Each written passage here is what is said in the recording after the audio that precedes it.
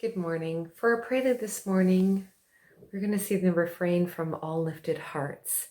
Many windows, one light, many waters, one sea, all lifted hearts are free.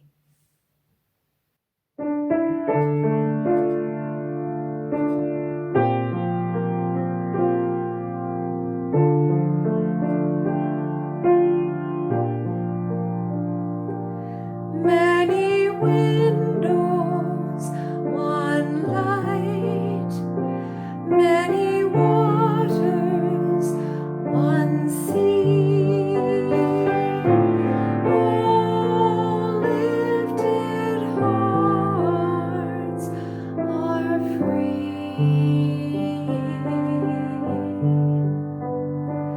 Many windows, one light, many waters, one sea, all lifted hearts are free.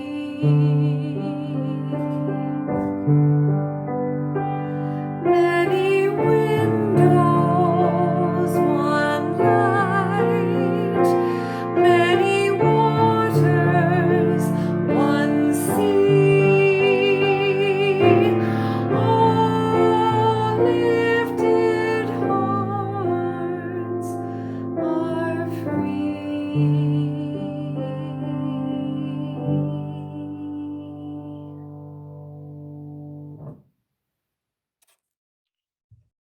Good morning, and welcome to the online service of the First Unitarian Church of Hamilton on this Father's Day. Our service today recognizes Indigenous Peoples Day tomorrow, and we begin with our land acknowledgement. In a system plagued by injustice and greed, those who have often owe their blessings to those who have not, have less, or were once the holders of the resource. A just and equitable future depends on changing this dynamic.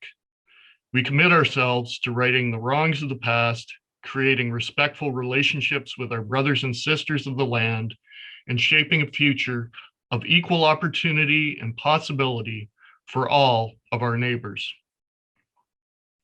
My name is Tim Versteeg, and I'm your service leader this morning. Our storyteller this morning is Matto Lightfoot. Our musicians are Cindy Carey and Rachel Derry. Our technical support is provided by John Elliott, Mary Eve, and myself. Whoever you are, whomever you love, wherever you are on your journey of faith or search for meaning, today you are one of us and you are welcome. Our mission is to nurture one another, serve the community, and inspire action to heal the world. Our opening words this morning are from the collection Conversations with Canadians, written by Lee Maracle, an Indigenous writer of the Stalo Nation. Canada is often referred to as multicultural, but Canadians are not multicultural. Generally, Canadians live in their little racialized neighborhoods, interacting with their own kind. Canada cannot be multicultural if it continues to be more or less tribal, or ethnically connected to the peoples from which it arises. Canada used to be referred to as a melting pot, but it isn't that either. Nor is it a cultural mosaic. A cultural mosaic is an agglomeration of equally recognized and utilized cultures coming together to augment the original cultural group known as Canadians. This has never happened. Canada is a British-dominated nation that diminishes all other cultures and promotes its own. Until there is economic or financial fairness or equality between white men and the rest of us, the pot is not melting. It is boiling over with segregation and the cultural dismissal of others.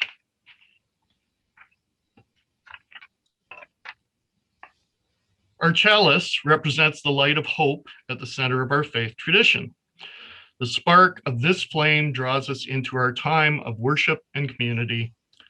Please join me now in reading the chalice lighting words. May this flame be our light of friendship and love. This morning, it is our delight and privilege to welcome a new person into the fold as a member of our congregation. Clara Cyber-Simic is of German and Hungarian heritage. Her name is spelled with a K. She works as a psycho-spiritual practitioner at Hamilton Health Scientists. She also has a small private practice. She says, I enjoy spending time in nature regardless of the weather. And as a family, we love to go camping, skiing, walking, hiking, swimming, almost anything outdoors. We also enjoy making and sharing meals with friends and family. Clara and her family recently moved here from Toronto, and they were members there at Toronto First. And when conditions allow, she and their family are looking forward to meeting new people here in Hamilton and meeting us all face to face. So those of you who are members of this congregation, let's say welcome to Clara and her family. And John will put up some special words and we will read them together as our covenant with Clara and the family. To you who are now joining our church as new members, we extend a warm welcome and our blessing. May the journey we take together nurture and enrich our lives through our bonds of friendship and love. Welcome to our newest member. Number 301, Touch the Earth, Reach the Sky.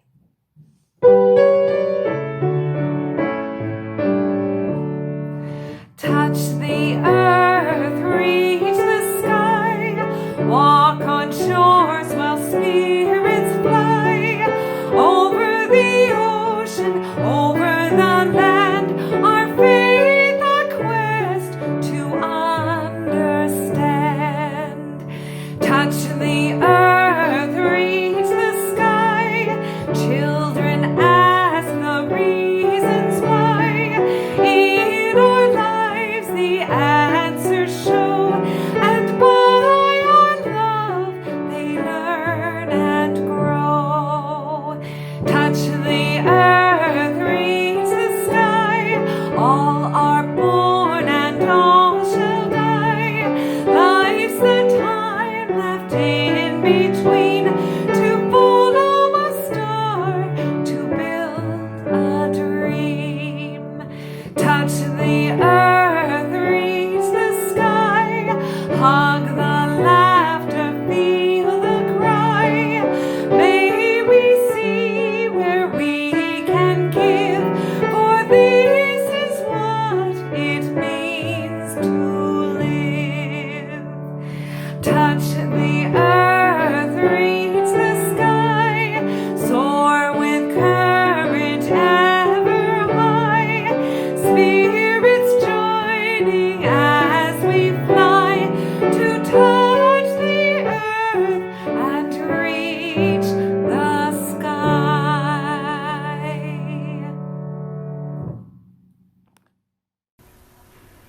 Good morning, hello my friends. First I want to acknowledge the Haudenosaunee, the Iroquois, the Ojibwe, Chippewa, and the Wassanek, whose territory I'm making this recording from.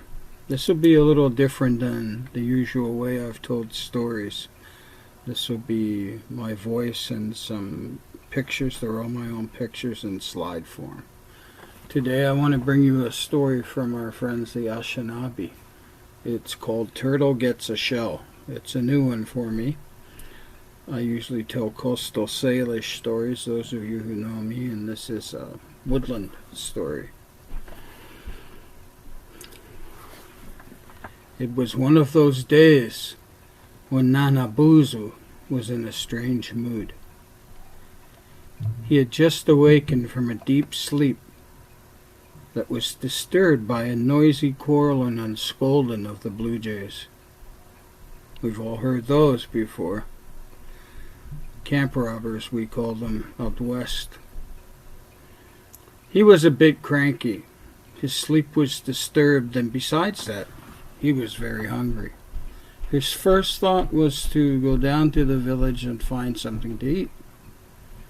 Entering the village, he came across some men cooking fish.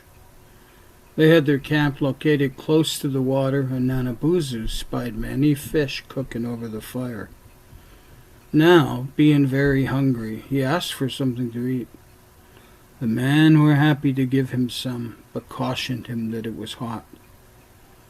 Not heeding their warning, he quickly grabbed the fish and burned his hand. He ran to the lake to cool it off in the water. Still unsteady from the deep sleep, he tripped on a stone and fell on Mashike, the turtle, who was sunning on the beach. At that time, Mashike was not as we know her today. She had no shell and was comprised of soft skin and bone. Turtle complained loudly to Nanabuzu to watch where he was going. Now, Nanabuzu felt ashamed of his clumsiness and apologized to Mashike. He wondered, what can I do to make it up to her? He wanted to do something to help his friend. I have to sit and think this over, he thought, as he followed the path back to his wigwam. Some time later, he returned to the beach and called for Mashike. Turtle poked her head through the soft beach mud. Nanabuzu picked up 2 large shells from the shore and placed one on top of the other. He scooped up Mashike and put her right in the middle between the shells. Nanabuzu took a deep breath and began. You will never be injured like that again, he said slowly. Whenever danger threatens, he continued, you can pull your legs and head into the shell for protection. Nanabuzu sat beside his friend on the beach and told Mashike his thoughts. The shell itself is round, like our mother the earth. It was a round hump which resembled her hills and mountains it divided into segments, like matrices that are part of her, each different and yet connected to her. Mashike seemed very pleased and listened intently. You have 4 legs, each representing the points of directions north, south, east, and west, he said. When the legs are all drawn in, all directions are lost, your tail will show. The many lands where the Ashanabek have been, and your head will point in the direction to follow. You will have advantages over the Ashanabek, he went on. You will be able to live in the water, as well as on your land, and you will be your own house at all times. Mashike approved of her new self and thanked Nanabuzu for his wisdom. Moving now in a thick shell, she pushed herself along the shore and disappeared into the water. So ever since that accident long ago, Turtle has been special to the Ashanabek. To this day, she continues to grace Mother Earth, still proudly wearing those 2 shells she was gifted.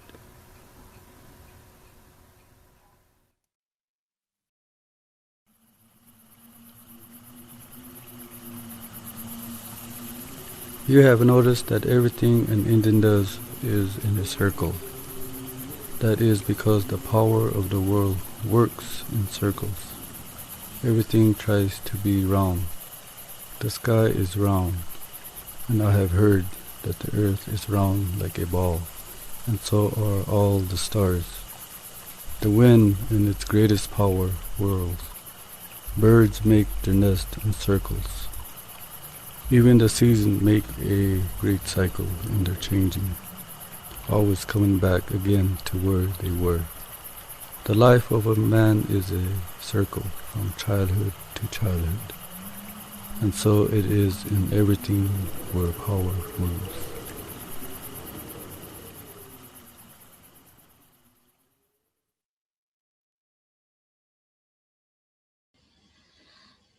Thank you, Mato, for sharing your story with us today. I really appreciate that. I invite you now to take a breath and move into a place where you can spend a few moments in contemplation. Our words for contemplation this morning come from Chief Dan George. The beauty of the trees, the softness of the air, the fragrance of the grass speaks to me. The summit of the mountain, the thunder of the sky, the rhythm of the sea speaks to me. The faintness of the stars, the freshness of the morning, the dewdrop on the flower speaks to me. The strength of the fire, the taste of the salmon, the trail of the sun, and the life that never goes away, they speak to me, and my heart soars.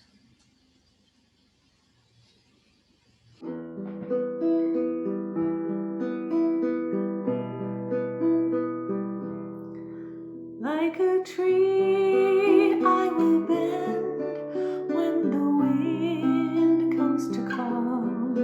Like a flower, I will turn to the light. Like a stream, I will flow round the stone in my path. Like a rock, I will stand for what's right.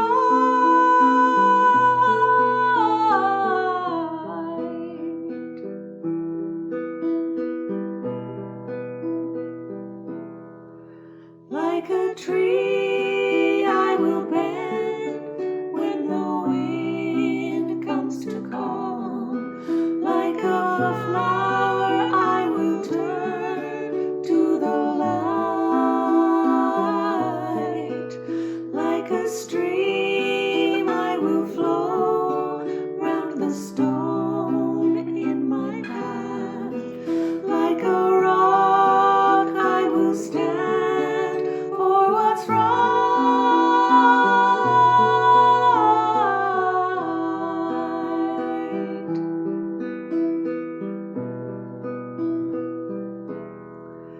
Like a tree, I will bend when the wind comes to call. Like a flower, I will turn to the light.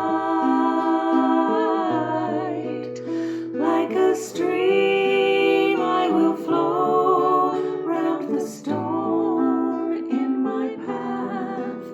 Like a rock, I will stand for the right.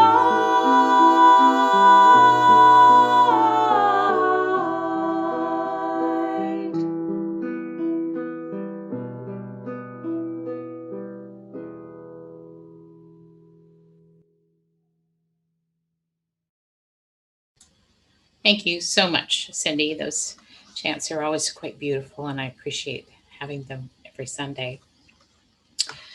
As Tim noted, this weekend holds many possibilities for celebration. It is the summer solstice and Father's Day, and tomorrow is Indigenous Peoples' Day in Canada. Now, most of these involve usually get-togethers and festivities and good food, but most of those will once again have to be postponed because of COVID.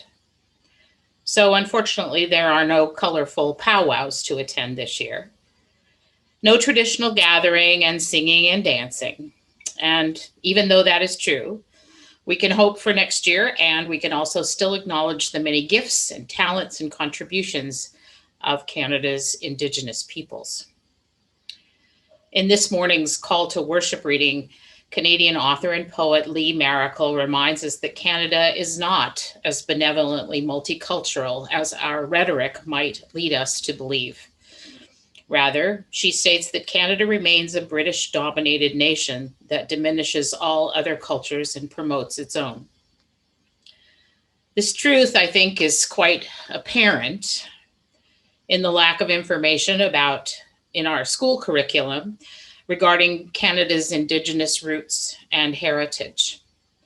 It's clear from the public displays of the notable in place names and statuary and art installations. Primarily, those are of settler forebears who shaped the nation through colonization. And it's also clear in the health outcomes It's also clear in the state of being of millions of Native Canadians whose homes lack safe water, whose health outcomes fall far short of national averages and standards, who are incarcerated more often than their representation in the population would predict. So, often a part of that strategy, that way to diminish other cultures, is to focus on what is called the problem-based narrative. So instead of highlighting the accomplishments of a group of people, the problem-based narrative focuses on stories of impoverishment, criminality, addiction, abuse, despair. All the ways people in that culture are less than. The lens of the press finds examples of how a group of people falls short of the so-called cultural ideal, and then therefore needs to be rescued by the dominant culture and put on the path to success in the colonizer's definition. So back to Lee Miracle, who is of Salish and Cree heritage. She is also the granddaughter of Chief Dan George. She has written extensively of her experience as an Indigenous woman in Canada.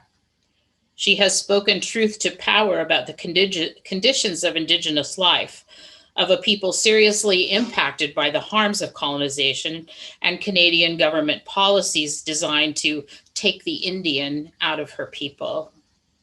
She says, "Where do you begin telling someone that their world is not the only one?" I think as we approach this year's Indigenous Peoples Day, it's a good place to start and continue to examine how this world is not made only in the image of the dominant culture. It's a good time for us to start and continue to question the problem-based narratives and find other ways to recognize and embrace our brothers and sisters who are the descendants of Canada's first people. As UUs, we need to remind ourselves again and again that upholding our principles means finding the worth and dignity of others, seeking out stories and examples that help us form a more complete picture of the cultures and people with whom we share this planet, this Canada.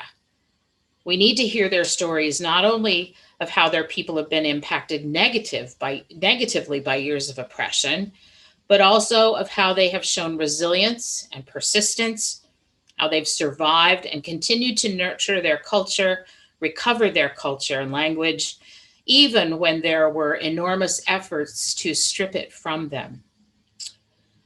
So today, I would like to tell stories of Indigenous people, very ordinary people who have done some very extraordinary things. I'd like to drop the problem-based narrative and talk about resilience and excellence and persistence. Some of these stories are from a book called Go Show the World, written by Wab Canoe and illustrated by Joe Morse. The first people I'd like to tell you about, Dr. Susan LaFlèche Pico, was born in 1865. Most of us weren't around in 1865, but I bet we have a good idea about what life and culture was like then. And she was a part of the Omaha people. If we remember back to that time and what we know it was a time when it was almost impossible for a woman to be a physician, let alone an Indigenous woman. And yet she earned her credentials. She went from women's societies to women's meetings to raise the money to pay for her education. And then when she was finally given that beloved title, doctor, she returned to her people to help improve their health and their living standards. She lived until 1915.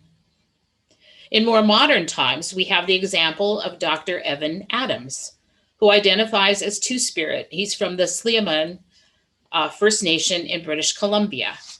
And he now serves British Columbia as the Chief Medical Officer at the First Nations Health Authority. You may also know him as an actor and remember when he played a role in the movie Smoke Signals. Many of us have also heard of the legacy of Jim Thorpe. He was voted the greatest athlete of the first 50 years of the 20th century by the Associated Press. That man could not be stopped. He was an Olympic gold medal winner, and he also played pro football, pro basketball, and pro baseball. That amazes me. I have trouble getting up in the morning sometimes and creaking out of bed. I can't imagine playing all of those sports and being that exceptional. Jim Thorpe left us in 1953. But taking up the legacy of excellent athletes in Indigenous communities, Juanite Horn-Miller won a gold medal for Canada with the water polo team in 1999. And she captained the team who went to the 2000 Olympics. What's even more amazing about Juanite is that when she was 14, she was stabbed by a soldier's bayonet as she participated in protests during the Oka crisis in Quebec. She recovered and went on to be exceptional as an athlete. You've heard the name of Tecumseh. He was a Shawnee leader who lived between 1768 and 1813. Faced with the incursion of settlers into his people's native lands, he led an effort to unify dozens of indigenous people to defend their home and way of life. He's remembered today for his wisdom and for his respected leadership.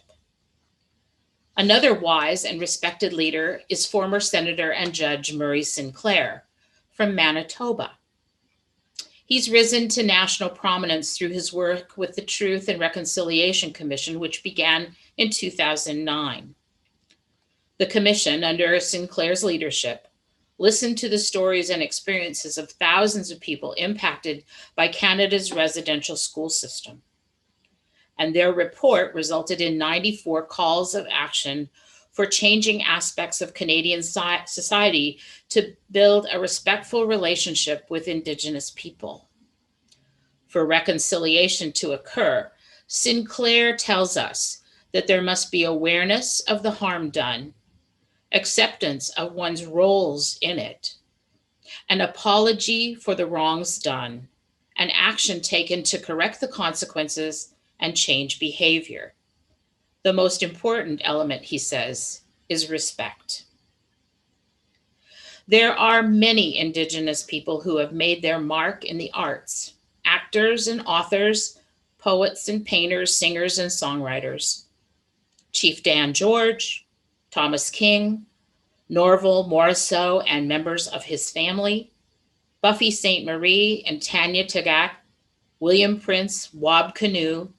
There are so many and so many more.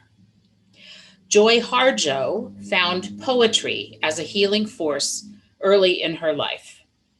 She now has the opportunity to offer her poetry as medicine to a whole nation, as she was named the first Native American Poet Laureate in the United States in 2019.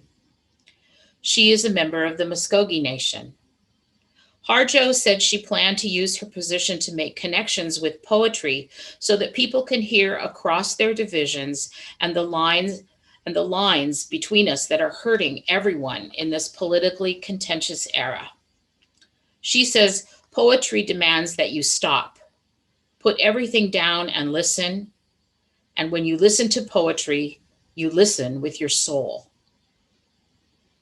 Those are only a few examples of amazing people who have been part of Canada and America's Indigenous communities. Every day, in every place, on every reservation, in urban centers, in the country, there are Indigenous people doing amazing things to reclaim their language, restore their culture, heal the wounds of trauma in their people, provide the necessities of life, and inspire one another with pride in their heritage and possibility for their future. They are building community, sharing their stories, caring for their children, and looking for ways to claim the respect and acknowledgement they deserve. They are still here.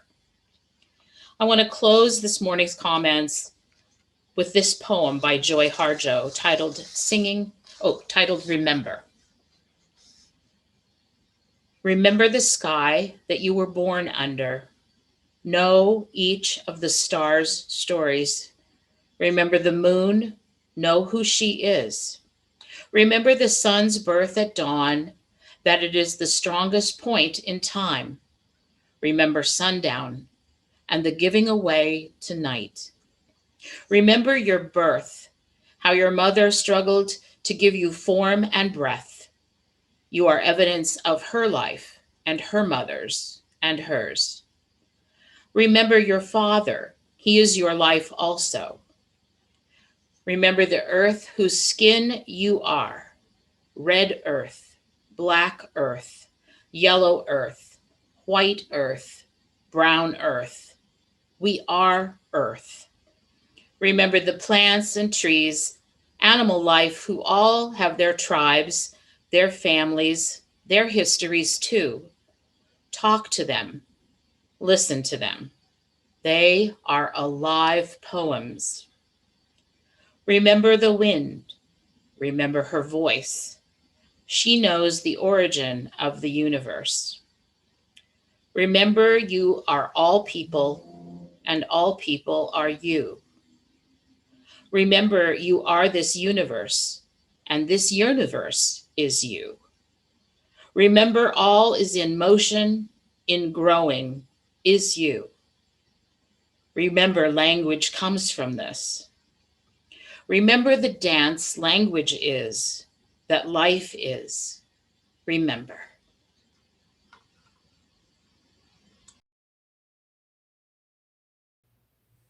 Number 175, we celebrate the web of life.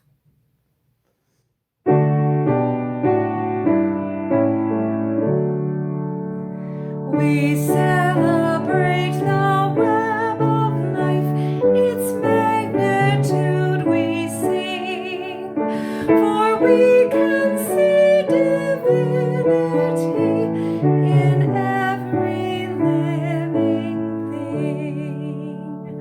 A fragment of the perfect whole in cactus and in quail, as much in tiny barnacle as in the great blue whale. Of ancient dreams we o'er the sum, our bones link stone to star, and bind our future worlds to come with worlds that were and are. Respect the water, land, and air, which gave all creatures birth. Protect the lives of all that share the glory of the earth.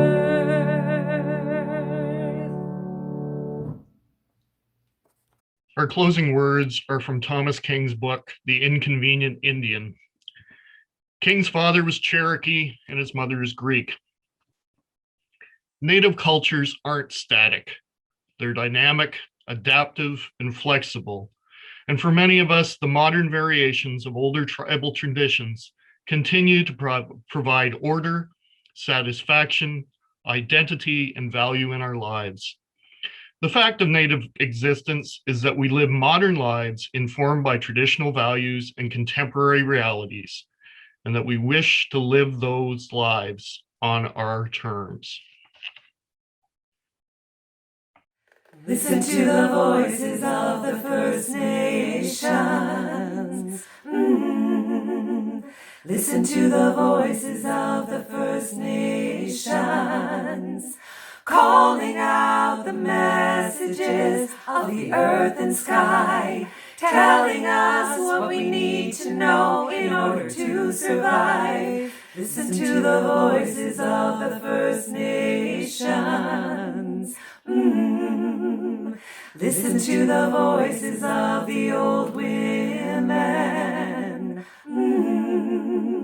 Listen to the voices of the old women, calling out the messages of the moon and sea, telling us what we need to know in order to be free. Listen to the voices of the old women. Listen to the voices of the young children. Listen to the voices of the young children, calling out the messages of the heart and soul, telling us what we need to know before the lies were told. Listen to the voices of the young children.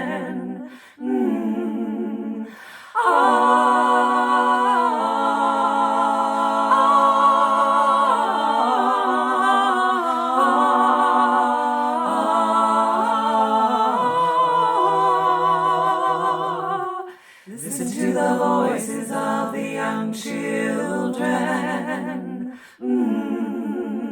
Listen to the voices of the old women. Listen to the voices